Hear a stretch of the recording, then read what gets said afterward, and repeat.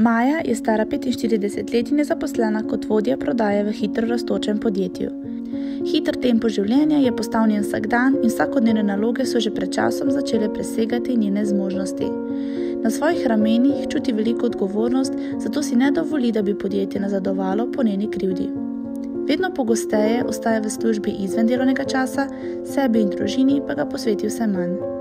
Delo jo je včasih veselilo in ji predstavljalo izziv, sedaj pa vedno bolj dvomi o tem, da je primerna za to delovno mesto. Počuti se nesposobno, delo vedno težje opravlja, težave ima s koncentracijo, njen imunski sistem pa je že precej oslabljen. Počasi dobiva občutek, da njeno delo nima več smisla. Maja drsi v izgorelost. Izgorelost je opredeljena kot stanje življenjske izčrpanosti, ki jo opisujejo čustvena izčrpanost, depersonalizacija in zmanjšana osebna učinkovitost. Izgorelost se razvija počasi, nastaja mesece in leta ter je posledica visokih delovnih razmer, visoke stopnje stresa in visokih pričakovanj. Zahteve službe preprosto začnejo presegati zmožnosti delavca. Vse to vodi v mentalno, fizično in čustveno izčrpanost. Marsikdaj slišimo, da je izgorelost kuga 21. stoletja, saj zahodna družba ceni delavnost, zahteve kapitalizma pa narekujejo visoko storilnost in delavnost, kar posledično vodi v vedno manj časa, ki ga posvetimo sprostitvi. Omenili smo, da se izgorelost razvija počasi in traja več mesecev, da jo zares občutimo. Prav tako pa je tudi zdravljenje in okrevanje dolgotrajen proces. Traja lahko več let, da se ponovno sestavimo in dosežemo učinkovitost pred boleznijo. V bistvu še več, mnogi ljudje poročajo, da se po izgorelosti nikoli več ne vrnejo na isto raven. To je tudi glavna značilnost, ki izgorelost razmeji od izčrpanosti ali utrujenosti. Ko smo izčrpani, je dovolj počitek ali kratek dopust, medtem ko je za izgorelost potrebno mnogo več. Izgorelost je torej zelo resen pojav, ki si ga mnogi napačno interpretirajo. Izgorelosti največkrat podležejo ljudje, ki imajo pri svojem delu veliko odgovornosti ali pa so vsakodnevno vključeni v čustveno nasičene situacije. To so na primer zdravniki, policaji, terapevti, podjetniki. Še posebej pa so ranljivi naslednji 3 tipi ljudi. Deloholiki so ljudje, ki si redko kdaj privoščijo počitek, so storilnostno usmerjeni in težko razmejijo svoje službeno in zasebno življenje. Naslednji so ljudje, ki se ves čas trudijo ugajati drugim na račun svojega psihičnega in fizičnega zdravja. Takšni ljudje raje ostanejo zasuti z delom in se počutijo zanemarjene in izčrpane, kot pa da bi svoje težave zaupali nadrejenim. Zadnja skupina ljudi pa so perfekcionisti. Perfekcionisti stremijo k brezhibnemu opravljenemu delu, si postavljajo nedosegljive standarde in so zelo samokritični. Če se najdete v kateri od omenjenih skupin, morate biti še posebej pozorni, ko se začenjate počutiti izčrpano od prevelikih zahtev na delovnem mestu. Delo je za ljudi, ki drsijo v izgorelost kakor droga. Všeč jim je občutek, da so ves čas v pogonu, da svoj čas porabljajo produktivno, da ves čas kljukajo pravila. Všeč so jim tudi povratne informacije, ki jih dobijo v zameno in občudovanje strani drugih. A da izgorelost preprečimo, je nujno, da najdemo ravnovesje med službo in zasebnim življenjem. Bolj, kot se naučimo razmejiti to dvoje, bolj kakovostno bo naše življenje.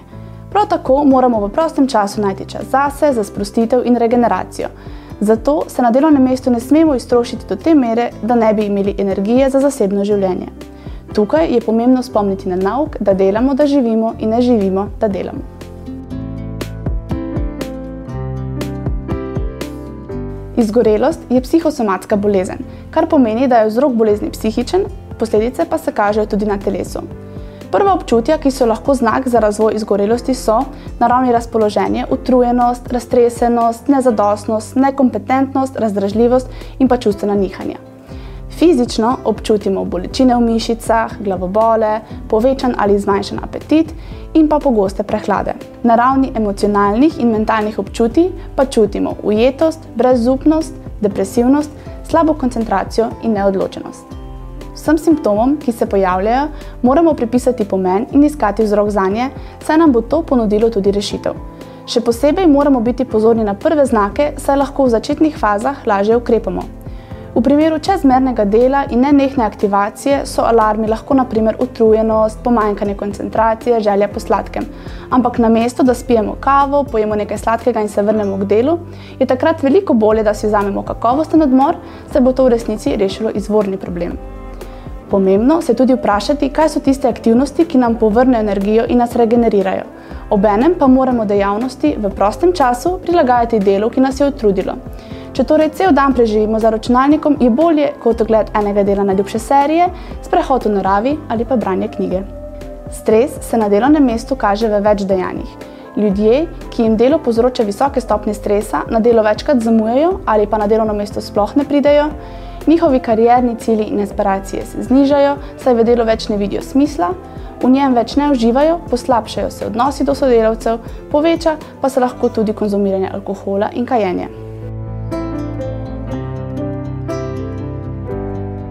Izgorelost se deli na 4 stopnje, ki so izčrpanost, ujetost, izgorelost in zlom. Za vsako stopnjo so značilna določena počutja, vedenja in telesni znaki. Prva faza je faza izčrpanosti. Ko smo pod stresom, se izloča hormon kortizol. To je v redu, dokler nismo pod stresom in v stanju aktivacije ves čas. To pomeni, da je količina kortizola že zelo načeta. Ravno zato v prvi fazi večkrat posežemo po kavi, energijski pijači ali ploščici, da si povrnemo energijo. Znaki, ki jih lahko v tej stopnji opazimo, so utrujenost, frustriranost, upadena koncentracija in delovne sposobnosti, imamo prehiter srčni utrip in povišan krvni tlak. Druga faza je ujetost.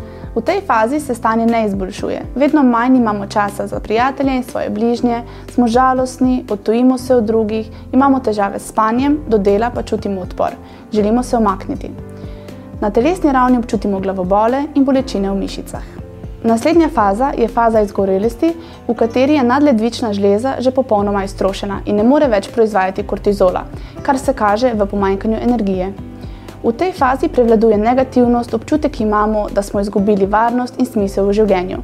Pojavljajo se lahko tudi misli na samomor.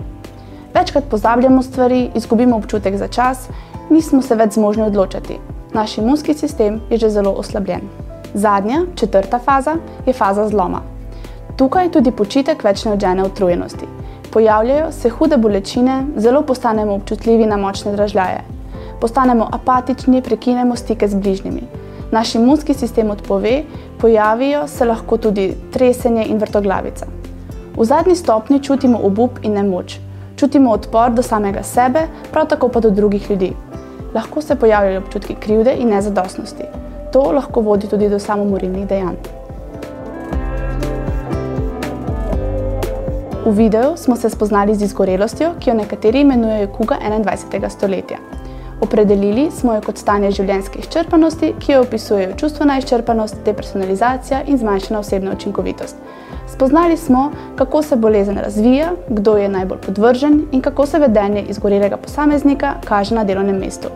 Našteli smo tudi simptome, ki se ob bolezni pojavljajo in opredelili 4 stopnje razvoja izgorelosti, ki so izčrpanost, ujetost, izgorelost in zlom.